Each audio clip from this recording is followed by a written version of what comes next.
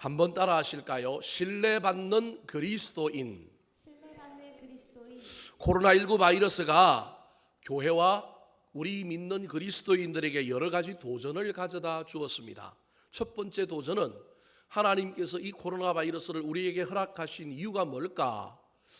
그 숨은 뜻이 무엇일까에 대한 것을 발견하는 것이 첫 번째 도전이라고 한다면, 두 번째 도전은 이 위기와 이 어려움 속에서도 교회가 세상과 사람들로부터 신뢰를 얻고 인정받는 것, 믿는 자들이 더욱 믿을 수 있는 사람들이 되는 놀라운 일들이 우리 앞에 있는 도전입니다. 초대교회부터 중세기로 지나가는 동안에 교회가 급성장을 합니다. 급성장을 했던 이유 중에 하나가 중세시대에도 코로나 바이러스에 버금가는 전염병이 유행했습니다. 패스트와 여러 전염병이 유행할 때 똑같이 믿는 자나 믿지 않는 자나 그 질병의 위험 가운데 놓여 있었지만, 특별히 그 당시 믿는 자들은 마스크를 입에 쓰고 손수건을 입에 쓰고 나가서 아무도 치워주지 않는 시체를 치웠고, 패스트와 열병으로 죽어가는 사람들을 구제하고 구육을 하는데 믿는 사람들이 앞장섰습니다. 그래서 그 많은 사람들에게 예수쟁이들 믿을만하다, 저 사람들 대단하다, 그들에게 대안이 되고 희망이 되었고, 교회가 구제하고 사람들을 섬기고 돕는 일에 최선을 다했기 때문에 초대교회부터 중세까지 이르는 동안에 기독교가 급성장했습니다. 신뢰받았고 인정받는 교회와 교인들의 삶이 있었기 때문입니다. 이 코로나 바이러스를 통과하는 가운데 교회가 다시 인정받는 교회가 되었으면 좋겠고 신뢰받는 교회가 되었으면 좋겠습니다. 우리 그리스도인들이 각자의 삶의 영역에서, 가정에서, 또 교회 안에서 부르신 이 일터에서 많은 사람들에게 소망이 되고 희망을 주고 인정받고 신뢰받는 그리스도인들이 되는 것, 이 고난을 통과하여 더욱더 아름다운 모습으로 회복되는 것이 어쩌면 우리 하나님의 뜻일지도 모릅니다. 오늘 본문 말씀은 사도 바울이 고린도 교회 교인들을 향하여 쓰고 있는 편지입니다. 사도 바울이 복음을 전하며 온 지중해 연안을 돌아다니면서 사역을 할 때 그에게 가장 큰 어려움이 두 가지가 있었습니다. 하나는 사도권을 부정하고 그의 사도됨을 도전하는 무리들의 비판이었습니다. 사도 바울, 네가 예수님의 제자라고? 네가 예수님의 사도라고? 12 제자 가운데 너의 이름이 없지 않느냐? 어찌 그런데 너는 예수 그리스도의 사도라고 얘기하고 네가 예수님의 음성을 듣고 예수님의 말씀을 받아서 전한다고 하느냐라고 하는 이 사도권을 부정하는 도전 앞에 늘 이 사도 바울이 힘겨워했습니다. 그때마다 사도 바울은 나는 주님의 사도다, 나는 다메섹 도상에서 기이한 빛 가운데서 누굴 직접 만났느냐 하면 예수님을 직접 만났고, 예수님께서 산에 올라가서 산상수훈 가운데 팔복이라고 하는 8가지 복을 말했다고 한다면 나에게는 제9복 주는 것이 받는 것보다 복되다라고 하는 또 다른 복을 나에게 알려주셨다. 나도 정식 사도다. 그러므로 내가 전하는 복음, 내가 전하는 말에 전혀 이상이 없으니 듣고 믿고 깨달으라, 그렇게 설파하였습니다. 사도 바울의 사역 가운데 또 다른 문제는, 또 다른 어려움은 뭐냐면 이방인의 구원과 관련된 이야기입니다. 사도 바울은 다른 제자들과 달리 일찍부터 이스라엘을 넘어서서 이방에 흩어져 있는 디아스포라 유대인뿐만 아니라 아예 이방인들, 예수를 믿지 않는 사람들에게도 복음을 전하여 그들도 구원받는 데 애를 썼습니다. 하지만 정통 유대인들 중에 예수를 믿고 기독교로 개종한 사람들은 이방인들이 예수를 믿고 구원을 받으려고 한다면 하나 플러스 알파 첨가해야 되는 것이 있는데, 그것이 무엇이냐면 할례를 받아야 된다, 그렇게 주장했습니다. 그래서 사도 바울이 무분별하게 할례도 주지 않고 할례도 행하지 않고 복음 전하여 예수 믿고 세례 주는 것, 그걸 문제 삼았습니다. 세례만 갖고 안 되고 세례 플러스 뭘 주라고 얘기하느냐 하면 할례를 줘야 한다고 주장하면서 사도 바울이 전하는 복음을 부정하고 그의 활동을 이상하게 여기는 도전이 늘 사도 바울 앞에 있었습니다. 이때 사도 바울이 자기가 이방인의 구원에 문제가 없다라는 것을 주장할 때 늘 앞장서서 내세웠던 대표적인 사람이 있는데, 그 사람이 누구냐 하면 바로 오늘 본문의 주인공인 디도입니다. 봐라, 이방인이 구원받을 수 있고 이방인이 구원받아도 그의 인격이, 그의 신앙이 전혀 문제없다. 내가 대표적인 사람 하나를 너희들이 소개할 테니까 이 사람을 바라보고 이 사람에게서 무슨 흠이 있는지를 발견해보라.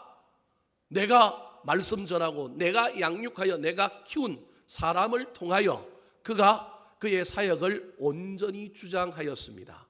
그때 가장 대표적으로 사람들 앞에 자기 사역의 열매로, 자기 사역의 증거로 내놓았던 사람이 누구냐 하면 바로 오늘 본문의 주인공인 디도라고 할 수 있습니다. 디도라고 하는 사람의 이름의 뜻은 공경하다라고 하는 뜻을 가지고 있습니다. 유대인이 아니고 헬라인, 즉 그리스 사람이었고 바울이 믿음으로 낳은 아들이라고 표현할 정도로 아주 귀하게 여겼습니다. 디모데는 유대인이었고 믿는 자의 가정에서 자란 믿음의 사람으로 목회자가 된 사람이라고 한다면, 목회자는 아니고 선교사 또는 평신도 사역자에 해당되는 디도는 디모데보다 훨씬 더 열악한 환경에서도 복음으로 놀랍게 나중에 목회자가 되고 선교사가 되는 그런 위대한 인물이다. 이 사람 보고 내가 전한 복음이 문제가 없다라는 것을 너희들이 알았으면 좋겠다라고 늘 자랑할 때 사용했던 인물이 디도라고 할 수 있습니다. 바울 사도의 사역의 초창기에 이 이방인의 구원에 대한 문제가 얼마나 불거졌는지, 초대교회 지도자들 사이에서 이방인들이 세례만 받고 구원받을 수 있느냐 없느냐라고 하는 문제에 대한 심각한 논의가 이루어졌습니다. 사도행전 15장에 보면 그 논의를 예루살렘 공회라고 하는 이름으로 열리게 됩니다. 그때 예루살렘 교회의 지도자였던 예수님의 동생 야고보, 베드로, 요한, 그 당시 예수님의 지도자들, 예수님의 제자들을 비롯한 많은 사람들이 예루살렘에 모여서 공식 안건으로 이방인이 할례 없이도 구원을 받을 수 있느냐 없느냐의 주제를 놓고 토론을 벌였습니다. 많은 사람들이 갑론을박했는데 그 결론이 뭘로 났느냐 하면 이방인도 할례 받지 않고 복음으로 예수 그리스도를 주라 시인하고 세례 주면 구원받을 수 있다라고 하는 놀라운 결론을 내리고, 그 결론을 문서로 만들어서 초대교회 각 지중해 연안에 있는 교회들에게 보내는 위대한 결정이 내려지게 된 동기 중에 하나가 바로 바울 사도가 이때 누굴 데리고 이 회의에 참석하느냐 하면 바로 오늘 본문의 주인공인 디도라고 하는 사람을 데리고 갑니다. 왜 데리고 가느냐 하면 너희들이 살펴보라는 거예요. 너희들이 한번 청문회를 열어보라는 거예요.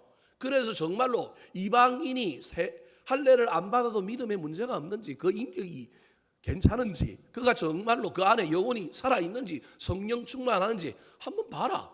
사도 바울은 배포가 있을 뿐만 아니라 디도를 믿는 거예요. 디도를 신뢰하는 거예요. 자기 신앙의 결정판이요, 자기 사역의 열매이기 때문에 디도를 데리고 가서 그 예루살렘 공회 많은 제자들 앞에 딱 세우고 청문회를 열었는데, 청문회 연 결과 인격적으로 신앙적으로도 전혀 문제가 없다. 정말로 할례 안 받아도 세례만 받고 예수 그리스도를 구주라 시인하는 자에게 주는 세례만으로도 구원받을 수 있다라고 하는 놀라운 결론을 내리게 되었던 그 결정적인 사건이 바로 디도라고 하는 이 인물 때문에 그런 겁니다. 얼마나 바울 사도가 디도를 신뢰하고 인정했는지 모릅니다. 심지어 바울 사도가 디도를 지중해 연안에 있는 그레데, 오늘날의 크레타라고 하는 섬으로 나중에 목회 현장으로 담임 목사로 보냅니다. 왜 보냈느냐 하면 이 도시가, 이 섬이 너무 힘든 섬이에요. 너무 힘든 도시예요. 사람들이 악질이야. 여러분, 어떤 지역에 가면 목회자가 목회를 못하고 쫓겨나는 동네가 있어요. 예수님이 거기 가도 아마 사역해도 안 될 정도로 악한 지역, 악한 동네, 악한 사람들이 모여 있을 때가 있어요. 요즘 시골 교회, 시골 교인들이 얼마나 목사님들 모시는데 까다로운지 모릅니다. 도시뿐만 아니라 시골도 임지가 나서 광고 내면 수백 통이 오는데 그중에 교회에서 목사님 고르는 자격이 있어요. 첫 번째, 너무 젊어도 안 돼. 젊은 것들 뽑아놓으니까 나중에 어떻게 하더라고요? 도망가 버리더라는 거예요. 너무 늙어도 안 돼. 나이가 많아갖고 같이 늙어가니까 이게 힘이 하나도 없고 은혜가 되지 않아요.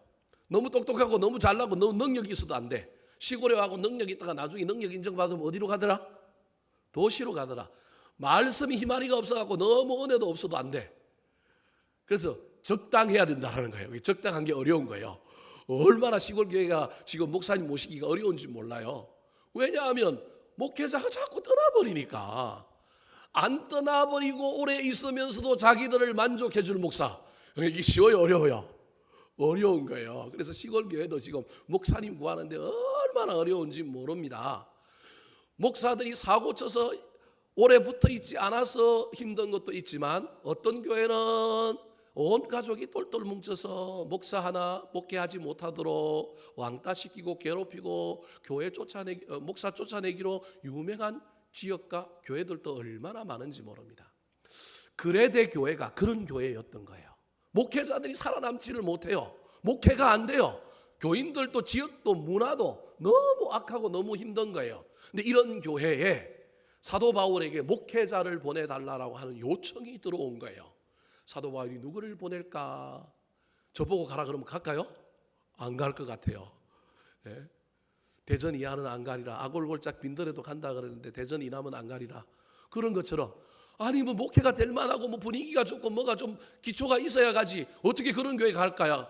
그런 마음을 품을 수 있는데 디도는 자기를 인정하고 신뢰하는 서성 바울 사도가 가라고 하면 뭐 하는 사람이에요? 순종하여 가는 사람이에요. 그래서 그가 그레데에 가서 엄청난 악조건 속에 있지만 자기를 그곳에 사도 바울이 떨어뜨려 놓은 이유를 깨닫고 어떤 난관과 어려움이 있어도 거기서 좌절하거나 낙심하거나 도망가지 않고 그곳에서 목회를 잘 감당하여 교회를 세웠던 인물이 디도라고 하는 사람입니다. 그가 목회했던 그레데가 어떤 동네였는지 한 번만 살펴볼까요? 자, 디도서 1장 12절 말씀 같이 한번 읽어볼까요? 시작.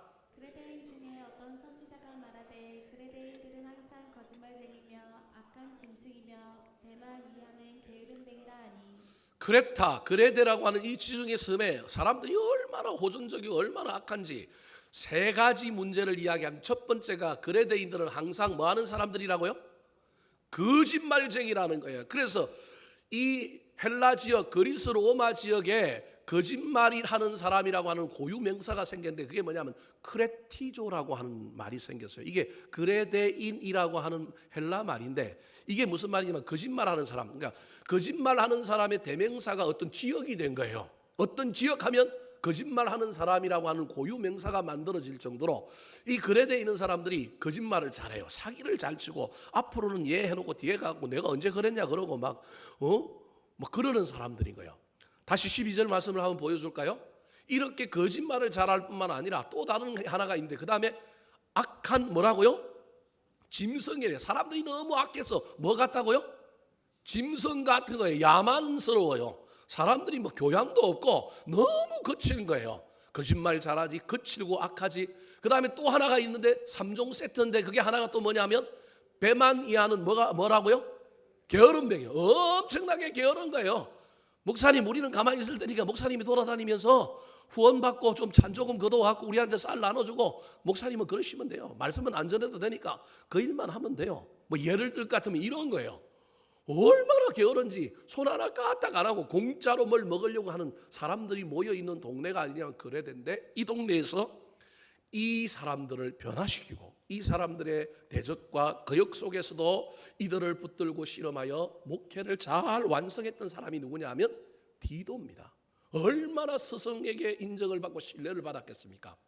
훗날 사도 바울이 말년에 그가 감옥에 갇혀서 자기와 함께 했던 사람들을 쭉 평가하는 장면이 디모데후서에 나오는데 이때 또 누가 등장하느냐 하면 디도라고 하는 사람에 대한 사도 바울의 평가가 등장합니다. 자, 디모데후서 4장 10절 말씀 같이 한번 읽어볼까요? 시작. 대만은 이 세상을 사랑하여 나를 버리고 데살로니가로 갔고 그레스게는 갈라디아로 디도는 달마디아로 갔고. 자, 뭐 앞에 두 사람은 일단 놔두고요. 어떤 사람들은 사도 바울하고 잘 지내다가 끝이 좋지 못하게 도망을 가버렸어요. 근데 디도는 어디로 갔다고 얘기해요? 달마디아로 갔다라는 거예요. 앞에 대만은 배신자고요. 중간에 나오는 그레스게와 디도는 여전히 복음을 붙들고 사역을 감당하며 어떤 지역에 가서 선교하고 있는 모습을 보여준 거예요. 디도가 어디로 갔다고 얘기하면 달마디아로 갔다는 거예요. 저 달마디아가 어디냐면 흑해 연안에 있는 유고슬라비아 또는 그루지아라고 요즘은 조지아라고 부르는 나라인데 이런 나라들이 바로 달마디아 지방에 있는 나라들이에요. 사도 바울이 터키 지역을 막 돌아다니면서 복음을 전했는데 흑해 연안 쪽으로 쭉 옛날에 올라가고 싶었는데 성령이 막아서 못 올라가고 사역의 방향을 바꿔서 빌립보를 비롯한 유럽으로 사역을 옮겨갔단 말이에요. 그래서 사도 바울 마음속에 늘 남겨진 가보지 못한 미완의 사명지가 어디냐면 저 달마디아 지역이었어요. 근데 인생이 마지막에 이제 감옥에 갇혀서 죽음을 앞두고 있는데 그가 늘 마음에 품고 있고 복음에 빚을 졌다고 생각하는 저 달마디아를 누가 가지 그러는데 그 말을 듣고 있던 디도가 그 스승의 마음을 딱 알아차리고 어디로 갔다 그러는 거예요? 달마디아로 가서 복음을 전했다 그런 말이에요.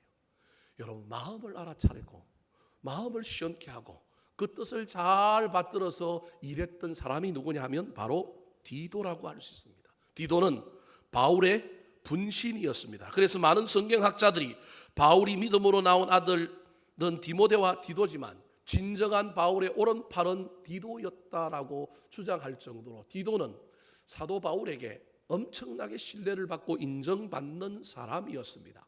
사랑하는 성도 여러분, 저와 여러분이 이 디도처럼 인정받고 신뢰받는 사람이 되었으면 좋겠습니다. 오늘 본문 말씀은 사도 바울이 고린도 교회에 이 디도를 보내는 이야기입니다. 디도를 보내면서 앞에서 살펴본 것 같이 내가 얼마나 디도를 신뢰하고 인정하는지를 이야기합니다. 그래서 디도는 보내는 사람에게 인정받고 신뢰를 받는 사람이었고 두 번째로는 보냄을 받아서 간 그곳에 있는 사람 고린도 교회 교인들에게도 인정을 받고 신뢰를 받는 사람이고 갈 때 그냥 가는 게 아니라 혼자 가는 것이 아니라 다른 사람과 함께 가는데 그 함께 가는 사람들에게도 인정을 받고 신뢰를 받는 사람인 거예요. 여러분 이게 쉬운 일이 아니에요. 누군가가 나를 인정해주고 나를 믿어는 주는데 내가 그분의 명령을 따라서 어디에 가서 일을 할 때 그 단체 그 지역에 있는 사람이 나를 인정하는 건 쉬운 일이 아니에요. 내가 인정받는 사람에게 이뻐 보이려고 막 밀어붙이고 때로는 업적 중심으로 일을 하다 보면 거기 있는 사람들에게는 우리가 큰 점수를 못 얻을 수 있어요. 또 어떤 사람은 일하는데 정신이 팔려서 함께 일하는 사람하고 일하다가 일하는 사람이 나한테 실망하고 나한테 긴장과 갈등을 느끼다가 뭐 해버리는 경우가 많냐면 떠나버리는 경우가 많은 거예요. 그런데 디도는 이 세 가지에 모두 다 승리한 사람, 보내는 사람에게도 인정과 신뢰, 받는 사람들에게도 인정과 신뢰, 함께 간 사람에게도 인정과 신뢰를 받는 사람이라고 하는 것을 오늘 본문에서 이야기하고 있습니다. 자, 그렇다면 이런 인정과 신뢰를 받을 수 있었던 비결은 무엇일까요? 도대체 디도에게는 어떤 신뢰와 인정의 비결이 있었을까요? 첫 번째입니다. 따라 하시겠습니다. 열심에 자원함을 보태는 사람. 열심히 자원함을 보태는 사람. 디도는 열심히 특심한 사람입니다. 누구에게 인정을 받고 신뢰를 받으려면 가장 밑바닥에 두 가지가 있어야 되는데 그게 뭐냐면 하나는 순종, 하나는 열심이어야 합니다. 물론 여기다가 이제 겸손까지 보태주면 좋은데 일단은 이 두 가지가 있어야 되는데 그중에 오늘 제가 강조하고 싶은 것이 뭐냐 하면 사람이 인정을 받고 신뢰를 받는데 열심 없이 인정을 받고 신뢰받는다. 그 사기꾼이에요. 그 나중에 뒤통수 치고 나중에 문제 일으킨다니까요. 반드시 어떤 사람에게 인정을 받고 신뢰를 받는다 그러면 가장 기본적인 필수 덕목이 뭐냐 하면 열심히 있어야 한다는 걸 기억하셔야 합니다. 자, 오늘 본문에 사도 바울이 디도를 고린도 교회에 보내려고 하는 거예요. 아니 이미 보내면서 고린도 교회 교인들에게 내가 이 사람들을 보냈고 왜 보냈는지를 설명하는 내용이라고 할 수 있어요.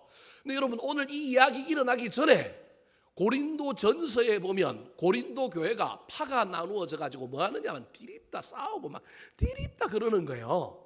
바울파, 게바파, 그리스도파, 아볼로파 싸우고요. 우상의 재물을 먹고요. 아들이 아버지의 첩과 놀아나고요. 막 음행 막 이런 문제들이 막 벌어져 갖고 바울이 세운 교회인데 그리스 지역의 가장 큰 교회인데 이 교회가 막 분란이 일어나고 치고받고 싸운다는 얘기를 사도 바울이 들으니까 사도 바울이 너무 안타까워 가지고 이 교회를 향하여 뭘 보냈느냐 하면 편지를 보냅니다. 너네 싸우지 마라. 그 편지가 고린도 전서입니다. 그 편지를 보냈는데 그 편지를 받고 싸움은 잦아들기는 했어요. 교회 설립자가 편지 보내서 싸우지 마라, 너희들 하나 되라 얘기하니까 싸우지는 못하고 누구는 졌는데 싸움이 해결은 안 됐어. 그냥 소강 상태로 있을 뿐이에요. 그 소문이 누구한테 또 들렸냐면 사도 바울에게 들린 거야. 아니 이놈들이 내 편지를 받았으면 서로 사이좋게 지내고 앙금을 털어버리고 화해하고 하나 되어서 교회를 잘 이끌어가면 좋겠는데 이들이 싸운다는 이 얘기를 듣는 순간에 계속해서 문제가 상존해 있다는 얘기를 듣고 사도 바울이 다시금 편지 하나를 더 씁니다. 그게 오늘 본문에 나오는 고린도후서가 아니고 지금은 전해지지 않지만 고린도전서와 고린도후서 사이에 편지 하나가 더 있는데 그게 뭐냐면 눈물의 편지라고 하는 편지가 하나 더 있어요. 눈물로 쓴 편지예요. 야, 안 싸운 것까지는 좋은데 서로 용서하고 화해하지 않는 건 안 돼. 그것까지 해야 돼. 그러면서 눈물로 사도 바울이 간곡하게 쓴 편지, 그리고 그 편지를 누구 손에 들려보내느냐 하면 디도 편에 돌려보냅니다. 그래서 디도가 가서 화해하게 만들고 교회의 분쟁과 분란을 완전하게 없애는 역할을 합니다. 이 디도가 눈물의 편지를 가지고 고린도 교회에 간 거예요. 가고 그걸 다 해결하고 지금 어디에 와 있느냐 하면 사도 바울에게 와 있습니다. 자, 여러분 제 손을 한번 보시기 바랍니다. 여기가 에베소입니다. 여기가 어디냐면 여기가 고린도입니다. 여기에 지중해 바다가 있는데 여기가 에게해라고 하는 바다입니다. 터키에, 여러분 보시기에 여기가 지금 어디라 그랬어요? 에베소, 터키에 있는데요. 여기가 그리스의 어디냐면 고린도예요. 이 두 도시가 딱 마주보고 있는 도시예요. 근데 여기 가운데는 바다가 있어요.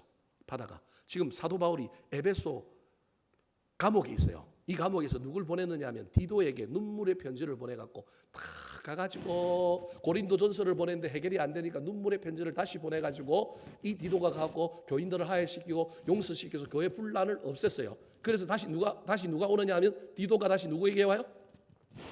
이 에베소에 있는 사도 바울이 왔어요. 그런데 사도 바울이 소문 하나를 이 에베소 감옥에서 들어요. 무슨 소문 하나를 듣느냐 하면 예루살렘에 큰 지진과 기근이 일어나서 모든 교회의 어머니 교회인 예루살렘 교회가 무너지고 엄청난 기근과 가난으로 힘들다고 하는 소문이 누구한테 들렸느냐 하면 사도 바울에게 들린 거예요. 사도 바울이 그 이야기를 듣는 순간에 어머니 교회가 무너지면 안 되는데 모 교회가 사라지면 안 되는데 저 교회를 도와야지 생각이 딱 드는 거예요. 그래서 헌금을 좀 모아서 예루살렘 교회에 전달하자. 이 아이디어가 누구한테 들었냐 하면 바울에게 든 거예요. 근데 바울이 생각을 쭉 해보니까 고린도 교회가 그 당시 인구 70만으로 가장 큰 교회고 분란만 있었을 뿐이지 경제적으로는 문제가 없는 교회예요. 근데 분란이 해결됐으니 이 교회에서도 헌금을 좀 먹으면서 예루살렘 교회를 도와줬으면 좋겠는 거예요. 그래서 갔다가 다시 온 디모데 보고 너 또 가서 헌금 좀 그도 원래 이게 오늘 본문의 이야기인 거예요. 여러분 보고 그렇게 시키면 한번 갔다 왔는데 또 가라 그러면 갈까요 안 갈까요? 가고 싶어요? 가고 싶으면 여러분에게 열심히 있는 거예요. 저는 별로 안 가고 싶은 것 같아요. 이걸 비행기 타고 갔다 온 것도 아니고 성지순례를 가보면 알겠지만 예배소에서 고린도까지 성지순례 여러분 비행기 타고 가도 힘듭니다. 버스 타고 가면 더 힘들고요. 근데 그 당시 비행기가 있었던 것도 아니고 버스가 있었던 것도 아니고 왔던 길을 또 가는 거예요. 근데 이때 디도가 자원하고 열심을 냅니다. 자, 오늘 본문 16절 17절 말씀 같이 한번 읽어볼까요? 시작. 너희를 위하여 같은 간절함을 디도의 마음에도 주시는 하나님께 감사하노니 그가 권함을 받고 더욱 간절함으로 자원하여 너희에게 나아갔고. 저기 너희는 고린도 교회 교인들을 이야기하는 거예요. 너희를 위하여 같은 간절함. 이 같은 간절함이란 건 무슨 말이냐 하면 사도 바울에게 있는 간절함, 그 간절함과 똑같은 간절함을 누가 가지고 있다고요? 디도도 가지고 있는 거예요. 간절한 마음을. 여기 간절한 단어를 열심으로 바꾸면 돼요. 열심이 누구에게도 있냐면 디도에게 있는 거예요. 그 열심은 누가 주셨느냐 하면 하나님이 주셨긴 했지만 여러분 디도의 마음속에 육신적으로 피곤하고 힘든데 갔다 왔는데 또 가라고 하는 이 놀라운 이야기 속에 이걸 저 고린도 교회 가고 헌금을 좀 먹으면 하고 예루살렘 교회를 도왔으면 하는 이 간절함을 가지고 있는 이 바울의 간절함과 동일한 간절함이 누구에게 있다고요? 디도에게 있는 거예요. 그래서 17절에 보니까 그가 근함을 받고, 즉 디도가 사도 바울에게 근함을 받았어요. 야, 너 갔다 왔는데 다시 안 갈래? 그랬더니 더욱 간절함으로 뭐 했다고요? 자원하여 너희에게 나아갔다라는 거예요. 제가 큰 교회에서 부목사 생활을 해보면요, 참 재밌어요. 담임 목사님이 신기해요. 이런 시키는 놈에게만 시키고 안 시키는 놈에게는 안 시켜요. 그래서 시키는 놈들이 시킴을 당하는 놈들이 좀 힘들어요. 하도 일을 많이 시켜서 목사님에게 물었어요. 왜 저한테만 일을 시킵니까? 그랬더니 야, 간단하지. 니한테 시키면 금방 되고 빨리 되는데 왜 일 못하는 놈한테 시켜갖고 그걸 내가 뒤치다거리를 하고 마음을 졸이고 일 안 되는 걸 보고 그래야 되냐? 니한테 시키면 쉬운데? 그러면서 한 얘기가 있습니다. 일 잘하는 놈은 산에 가서 오징어를 구해오라 그래도 살아있는 오징어를 구해와. 그런데 이 일 못하는 사람은 여러분 물가에서 고기 구해오라 그래도 구해온다 못 구해온다? 못 구해온다라는 거예요. 일 잘하는 놈한테 일을 시킨다라는 거예요. 근데 일 잘하는 놈은 피곤해요. 피곤한 이 일 잘하는 놈이 여러분 열심이 없으면 여러분 얼마나 힘들겠어요. 근데 그 안에 열심이 있으면 또 시켜도 기쁨으로 하는 거예요. 인정받는 기쁨으로, 내 안에 있는 기쁨으로 하는 거예요. 오늘 보면 17절에 보면 이 디모데에게는 뭐가 있느냐면 열심이 있는 거예요. 소속이 나를 시키는 그 시킴에 대한 열정, 열심을 가지고 있는 거예요. 근데 그 열심이 그냥 있는 열심이 아니라 거기에 뭐가 보태져 있다고요? 자원함이 보태져 있어요. 다르게 말하면 마음이 보태져 있는 거예요. 여러분 누가 일을 하는데 마음이 보태지고 자원함이 보태졌느냐 안 보태졌느냐는 천지 차이입니다. 일을 하는데 일하는 게 막 입이 부르륵 나와 있고 막 대충 하고 성의도 없고 막 하는 사람이, 보고 있는 사람이 짜증이 나요. 그런데 열심만 있는 것이 아니라 그게 뭐가 있느냐 하면 자원함, 마음이 보태져 있으면 시킨 사람도 기쁘고 하는 사람도 기쁘고 보는 사람도 기쁜 놀라운 일들이 일어나게 되는 겁니다.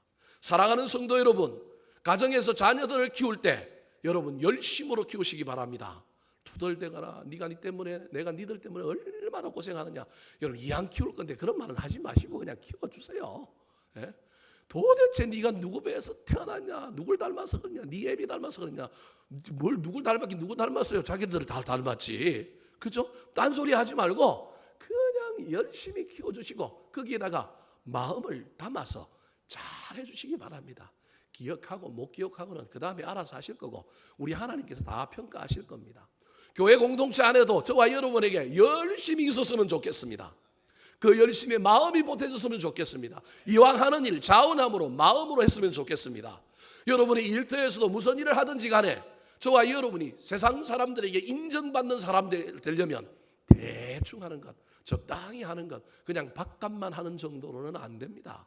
예수 믿는 사람답게 저와 여러분이 최선을 다하여 일했으면 좋겠습니다. 거기에다가 억지로 돈 때문에 다른 것 때문에 하는 걸 넘어서서 마음을 보태어 일함으로 말미암아 하는 나도 보는 사람도 그것을 수혜받는 상대방도 기뻐하고 즐거워하는 그로 말미암아 하나님께 영광이 되고 저와 여러분은 세상 사람들에게 신뢰받고 인정받는 놀라운 일들이 일어나게 되기를 우리 구주 예수 그리스도의 이름으로 축원합니다. 두 번째, 디도가 신뢰받는 그리스도인이 될 수 있었던 비결은 무엇일까요? 따라하시겠습니다. 함께 일하고 칭찬을 듣는 사람. 함께 일하고 칭찬을 듣는 사람. 자, 사도 바울이 디도를 고린도 교회에 갔다 온 디도에게 다시금 보내면서 헌금을 모금하라고 하는 이 일에 디도를 보냅니다. 여러분 헌금 모금하는 거 쉬운 일이 아니죠. 돈 이야기 해야 되잖아요. 얼마나 어려운 일이에요. 그런데 디도만 보내는 것이 아니라 한 사람을 더 달려서 보냅니다. 18절 말씀 같이 한번 읽어볼까요? 시작. 또 그와 함께 그 형제를 보내었으니 이 사람은 복음으로써 모든 교회에서 칭찬을 받는 자요. 또 그와 함께, 즉 디도와 함께 누굴 보냈다고요? 형제를 보냈다는 거예요. 육신의 형제가 아니라 교회 공동체 안에 있는 또 다른 성도를 보냈다라는 거예요. 근데 그 성도에 대하여 설명하기를 이 고린도 교인들이 디도는 인정을 하는데 함께 보낸 이 사람을 인정하지 않고 받아주지 않을까 봐 지금 이 사람을 설명하는 거예요. 그러니까 이 사람도 디도 못지 않다라는 거예요. 다르게 얘기하면 이 사람에 대한 설명이 궁극적으로 누구에 대한 설명을 포함하고 있느냐 하면 디도에 대한 설명을 포함하고 있는 거예요. 지금 이 사람한테 함께 보내는 사람에게 대해서 설명하는데 이 사람은 복음으로서 모든 교회에서 뭘 받는 사람이라고요? 칭찬을 받는 사람이라는 거예요. 그럼 다르게 이야기하면 이 사람뿐만 아니라 디도도 뭘 받는 사람이라는 거예요? 칭찬을 받는 사람이다. 디도도 칭찬받는 사람. 디도와 함께 보내는 이 사람 너희들 신뢰하지 않을 줄 모르는데 디도는 너희들이 믿니? 그러면 이 사람 칭찬받는 사람이야. 즉 디도와 이 두 사람이 다 뭐 하는 사람이냐면 칭찬받는 사람이라는 거예요. 초대교회에서 집사님들을 세울 때 집사 선택의 기준이 세 가지였습니다. 하나가 뭐였느냐 하면 성령 충만한 사람, 또 다른 하나가 뭐였느냐 하면 지혜 충만한 사람, 또 하나가 뭐냐 하면 칭찬 듣는 사람이었습니다. 여러분 앞에 두 가지는 영적이잖아요. 성령 충만하고 지혜가 충만하여 아이디어가 많고 일들을 잘하고.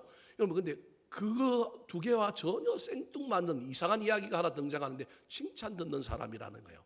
아무리 성령이 충만하여 하나님의 영이 가득하고 하나님이 인정하는 사람이고 그에게 아무리 지혜가 많더라도 사람에게 평판이 안 좋으면 안 된다는 거예요. 일할 때 사람들이 인정해야 되고 사람들이 호감을 가져야 되고 사람들이 그 사람을 야 괜찮은 사람이라고 이야기해줘야 그게 진짜 일꾼이라는 거예요. 여러분 잘 기억하시기 바랍니다. 저와 여러분은 다른 사람에게 어떤 평판을 듣고 있습니까? 칭찬받는 자가 신뢰받는 자예요. 칭찬받는 자가 인정받는 자입니다. 이 디도를 보낼 때 디도와 함께 보내는 사람, 동료가 칭찬받는 사람이라는 거예요. 그 말은 디도도 칭찬받는 사람이라는 거예요. 근데 문제는 여러분 디도 입장에서 생각을 좀 한번 해보시기 바랍니다. 디도 입장에서 나를 보낸 것까지는 이해하는데 나한테 사람을 또 하나 뭐예요? 붙여줘요. 그러면 여러분 입장에서 기분은 어떻겠어요? 어이씨 나를 못 믿어? 근데 나에게 붙여주시는 사람이 뭐 받는 사람이라고요? 칭찬받는 사람이에요. 그럼 저와 여러분이 가져야 될 첫 번째 일반적으로 가지는 감정이 뭐예요? 라이벌, 긴장, 갈등, 시기, 질투. 여러분 안 그래요? 여러분 사람 붙여주면 다 좋아하는 모양이죠? 내가 무슨 일을 잘하고 있는데 갑자기 목사님이 나한테 넌 팀장하고 부팀장 내가 하나 붙여줄게. 그동안 부팀장이 없었는데 부팀장을 하나 붙여주는데 무슨 뜻이지? 목사님 나를 못 믿는 건가? 도대체 어떻게 하라는 거야? 나보고 내년에 자리 내려놓으라는 건가? 이런 별 생각이 다 안 들겠어요? 여러분 안 그래요? 목사님 다 이유가 있어서 뜻이 있어서 그러구나. 그렇게 생각할까요? 우리 인간이 가지고 있는 기본 심사가 그래요. 나를 인정해줘서 나를 세운 것까지는 좋은데 나한테 뭘 하나 더 붙여주느냐면 사람을 하나 더 붙여주는 거예요. 근데 그 사람이 좀 찌질이 못난 사람이 아니라 어떤 사람이라고요? 나랑 필적할 만한 칭찬을 듣는 사람, 그런 사람을 준 거예요. 그때부터 긴장과 갈등이 생길 수 있는 거예요. 긴장과 갈등이.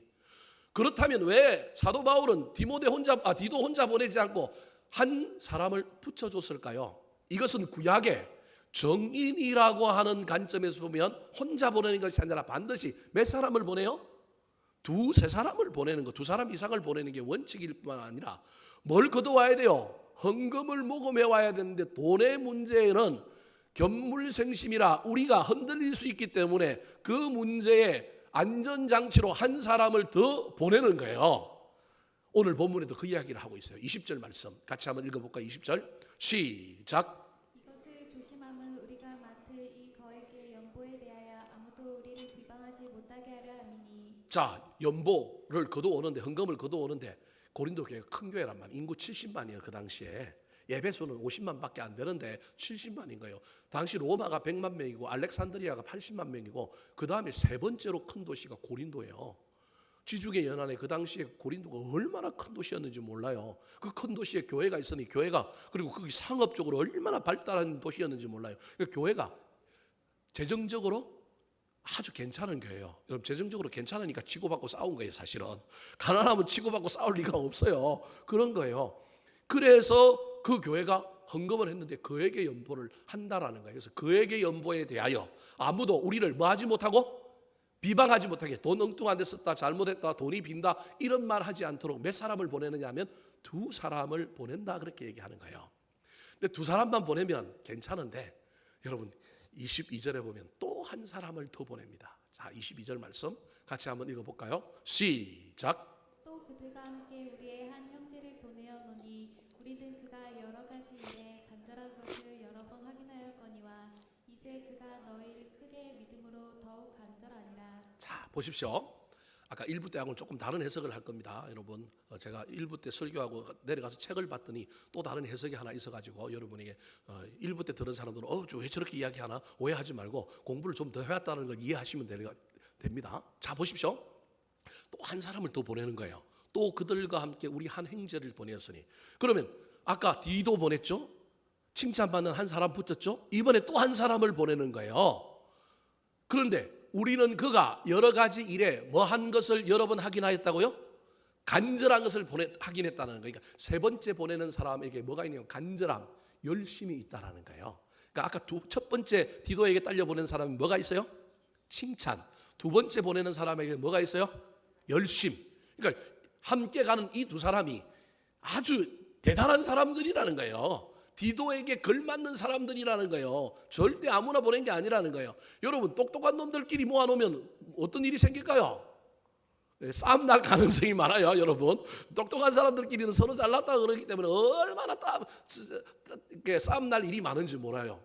이 팀이 싸움이 날 가능성이 많은 팀이에요.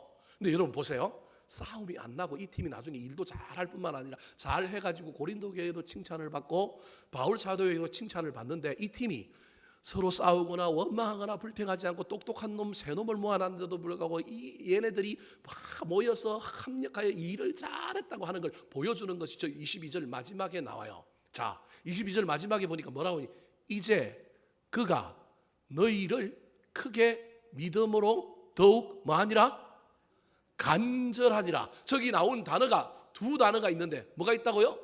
믿음으로라고 하는 단어와 뭐라고요? 간절이라고 하는 단어가 나오는 거예요.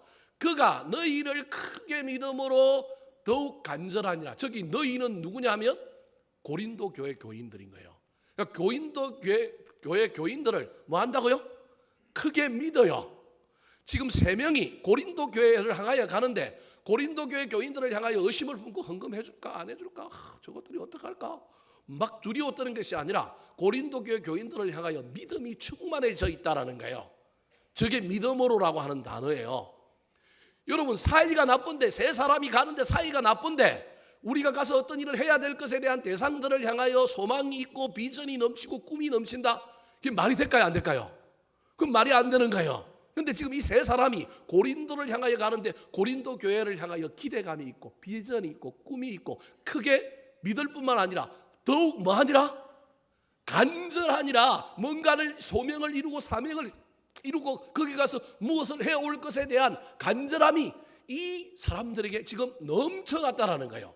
다르게 얘기하면 고린도를 향하여 가는 이 세 사람이 가면서 원망하고 서로 재보고 서로 막 눈치 보고 막 마음에 상하고 긴장하고 갈등하는 것이 아니라 이 세 사람들이 서로 연합하고 하나 되어 더불어 함께 가는데, 한 사람 갈 때보다 두 사람 갈 때가, 두 사람 갈 때보다 세 사람 갈 때가 고린도 교회에 가서 해야 될 일에 대한 간절함, 믿음, 소망, 비전이 훨씬 높아져 있다라는 겁니다. 그럼 얼마나 멋진 일입니까? 누구 때문에 이런 이렇게 되었느냐? 알 수는 없습니다. 이야기하지는 않지만. 그런데 이 팀의 단장이 누구예요? 이 세 명의 팀장이 누구예요? 네, 물론 2인자가 잘해서 이런 일이 일어날 수도 있지만 일반적으로 이 팀의 단장, 팀장이, 헌금 모금 단장이 두 사람의 장점, 칭찬과 간절함을 잘 인정하고 조화를 이루고 이 팀을 잘 만들었기 때문에 갈 때보다 더 시너지가 일어나고 갈 때보다 더 열망과 열정이 일어나고 갈 때보다 더 소망이 일어나서 가서 그 일을 잘하고 돌아와서 간 곳에서도 인정받고 돌아와서도 칭찬을 받는 놀라운 일들이 벌어졌다는 겁니다. 사랑하는 성도 여러분, 저와 여러분도 이 디모데와 이 두 사람의 일행들처럼 일을 할 때 있어 서로 하나가 되어서 서로를 높여주고 시너지를 일으키고 조화를 이루어서 궁극적으로 우리에게 맡겨진 일들을 잘 감당함으로 하나님께도 사람에게도 칭찬받는 저와 여러분 되기를 우리 구주 예수 그리스도의 이름으로 축원합니다. 마지막으로 디도가 신뢰받는 그리스도인, 인정받는 그리스도인이 된 비결은 무엇일까요? 따라 하시겠습니다. 동력과 섬김으로 자랑이 되는 사람. 동력과 섬김으로 자랑이 되는 사람. 자, 23절 말씀 같이 한번 읽어볼까요? 23절입니다. 시작. 디도로 말하면 나의 동료요, 너희를 위한 나의 동력자요, 우리 형제들로 말하면 여러 교회의 사자들이요, 그리스도의 영광이니라. 사실은 오늘 본문 말씀은 고린도교회 교인들 헌금을 모금하러 가는 이 3명을 추천하고 있는 추천서입니다. 야, 내가 이런 사람들 보냈으니 너희들이 믿고 이 사람들한테 돈 준다고 이 사람이 돈 가지고 날아갈 것도 아니고 돈 딴 데 쓸 것도 아니고 그러니 그냥 믿고 헌금해 주면 좋겠다. 이 사람들 내가 진짜 신뢰하는 사람들이야 라고 하는 추천서의 내용이에요. 근데 이 추천서의 결론, 추천서의 집약이 몇 절이냐면 바로 저 23절인 거예요. 자, 저 추천서에서 뭐라고 추천을 총 결론을 내리냐면 디도로 말하면 나의 동료요, 너희를 위한 나의 뭐라고요? 동력자라는 거예요. 디도는 사도 바울의 제자입니다. 근데 제자를 지금 뭐라고 얘기하고 있냐면 동료요, 동력자로 한 급수를 올려서 이야기하고 있는 거예요. 그리고 함께 보낸 사람들을 뭐라고 얘기했냐면 이 사람들은 여러 교회 사자들 대표라는 거예요. 신앙의 대표 선수들이라는 거예요. 얼마나 일을 잘하는지 각 교회의 대표라는 거예요. 뿐만 아니라 그리스도의 영광이다, 하나님의 예수님의 자랑이다라고 얘기하는 거예요. 디도를 향하여서는 제자인데도 동료, 동력자의 반열로 올려서 높여주고 그 다음에 함께 가는 두 형제를 향하여는 이 사람들은 각 교회에서 날고 기는 신앙의 사자 대표 선수들이요. 그 결과 누가 기뻐하느냐 하면 하나님이 예수님이 기뻐하는 예수님의 영광과 같은 인물들이니 이 사람들 믿고 너희들이 잘 대해주면 좋겠다라는 거예요. 자, 제가 말하고 싶은 건 이 다음입니다. 그렇다면 왜 사도 바울이 디도를 동력자로 높이고 동료라고 이야기하고 디도와 함께 간 두 사람을 향하여 교회의 대표가 되었고 교회의 대표고 그 결과 하나님께 영광을 받는 영광스러운 사람들이라고 이야기할까요? 여러분, 스포츠 선수가 대회에 나가서 금메달을 따거나 수상을 하려면 가만히 있으면 되나요? 아니면 뭘 해야 될까요? 연습을 하고 뭘 했을까요? 훈련을 했기 때문에 그 결과 성적이 나온 거잖아요. 다르게 얘기하면 디도를 예수님 그 스승 바울이 제자인데도 불구하고 동료라고 높여주는 건 뭔가가 있다라는 거예요. 동력자라고 높여주는 건 뭔가가 있다라는 거예요. 그리고 함께 간 두 형제를 교회의 대표다, 아주 신앙생활 잘하는 사람이다, 그 결과 하나님께 영광을 누리고 예수 그리스도의 영광이 되었다라고 하는 것은 그 안에 뭐가 있다라는 거예요. 그들이 무엇을 했다라는 거예요. 그게 뭘까요? 24절 말씀 같이 한번 읽어볼까요? 24절 시작. 그러므로 너희는 여러 교회 앞에서 너희의 사랑과 너희에 대한 우리 자랑의 증거를 그들에게 보이라. 사도 바울이 헌금 모금단 3명을 높여주고 난 다음에 고린도 교회 교인들을 가여 명령하는 거예요. 뭐라고 명령하느냐 하면 너희는 여러 교회 앞에서 너희의 사랑을 그 사람들에게 베풀어라. 내가 이 사람들에게 너희들을 엄청 자랑했거든. 고린도 교회 교인도 괜찮은 교인이다. 야, 이 교회도 참 괜찮다. 이 사람들도 잘 섬긴다. 내가 너희들을 자랑했으니 그 자랑의 증거를 그들에게 뭐하라고요? 보이라는 거예요. 디모데와 그 2명의 형제에게 보이라는 거예요. 다르게 얘기하면 뭐하라는 거예요? 섬기고 대접해라. 내가 보낸 사람들이니까 섬기고 대접하라는 거예요. 다르게 이야기하면 이런 거예요. 내가 이 사람들을 동료로 동력자로 높이고 이 사람들을 교회 대표라고 얘기하고 그리스도의 영광이요 자랑이라고 이야기한 건 이 사람들이 그동안 뭐 한 거냐면 잘 섬겼다라는 거예요. 이 사람들이 그동안 헌신했다는 거예요. 이 사람들이 그동안 사랑의 헌신을 보여주고 잘 순종하고 잘 받들었다. 그러므로 내가 섬기고 사랑하고 헌신하고 순종하는 사람은 내가 갚아주고 싶으니 나 대신 누가 갚아줘라? 너희들이 갚아주라. 너희들이 대접해라. 너희들이 섬겨라라고 고린도 교회 교인들을 향하여 명령하고 있는 겁니다. 사랑하는 성도 여러분, 섬기고 사랑의 헌신을 하고 겸손하고 잘 순종하는 것 사라지지 않습니다. 하나님이 반드시 높여주시고 갚아주십니다. 저와 여러분이 그렇게 살아야만이 사도 바울이 디도를 향하여 고백했던 그 놀라운 고백이 나오는 거예요. 사랑하는 성도 여러분, 저와 여러분을 향하여 누군가가 추천서를 쓴다면 디도를 향한 디모데의 추천서와 같은 이런 추천이 나와야 되지 않겠습니까? 면접을 보거나 취업을 할 때 추천서라고 하는 게 있는데 이 추천서를 교수들이 쓰고 딴 사람이 쓰는데요, 잘 몰라요. 저는 추천서 누가 써야 되면 아들의 추천서는 아버지가 써야 되고요, 아내에 대한 추천서는 남편이 써야 되고요, 남편에 대한 추천서는 누가 써야 되느냐면 아내가 써야 돼요. 말이 좀 이상합니까? 그게 가장 정확하다니까요. 사실은 그게 팔이 안으로 굽는다고 조금을 첨가하고 그러겠지만요, 그거 쓰는 행위를 통하여 우리가 얼마나 거룩해지고 우리가 얼마나 멋지게 살까요? 바깥에 나가서 다른 사람에게 잘하고 멋진데요, 가족에서는 가까이 있는 사람에게는 안 멋지면 그게 가짜지, 그게 뭐예요? 그래서 가장 가까이 있는 데서부터 저와 여러분이 잘하고 인정받고 좋은 추천서를 받아야 되는 겁니다. 디모데는 가장 가까이 있는 누구에게 인정받는 사람이냐면 사도 바울에게 인정받는 사람이에요. 사도 바울이 그를 어디로 보냈냐면 고린도 교회를 보냈는데, 고린도 교회 교인들도 그를 인정하고 신뢰함으로 그가 섬겼던 것, 그가 헌신했던 걸 지금 뭐 하겠다고 하냐면 대접하겠다라는 거예요. 뿐만 아니라 혼자 간 게 아니라 함께 갔는데, 함께 가면서 서로 치고받고 싸우고 갈등하고 긴장하고 저런 인간하고 다시 안 만난다 그런 것이 아니라 이 세 사람이 서로 존중하고 시너지를 일으키고 서로 신뢰하고 서로 인정하는 놀라운 역사가 일어난 겁니다.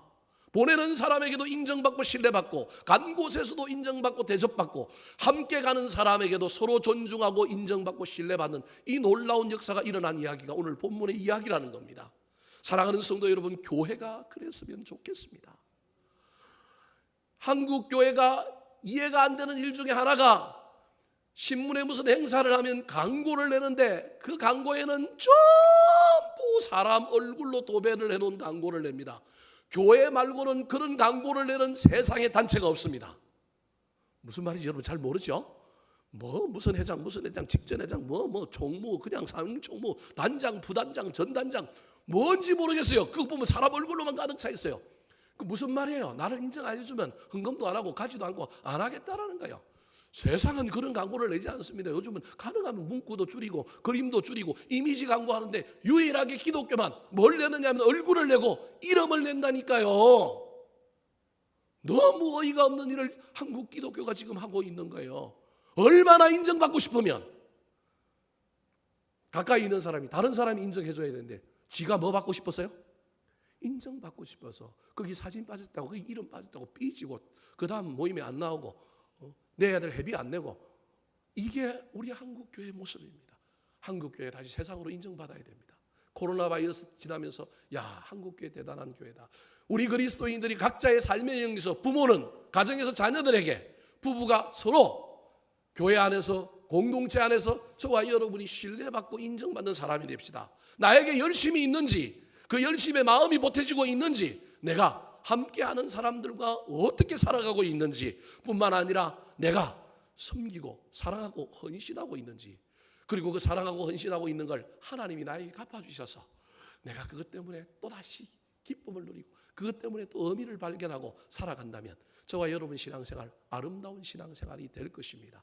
그 일을 향하여 달려가는 저와 여러분의 남은 생애가 되시기를 예수님의 이름으로 축원합니다. 한번 따라 하실까요? 신뢰받는 그리스도인,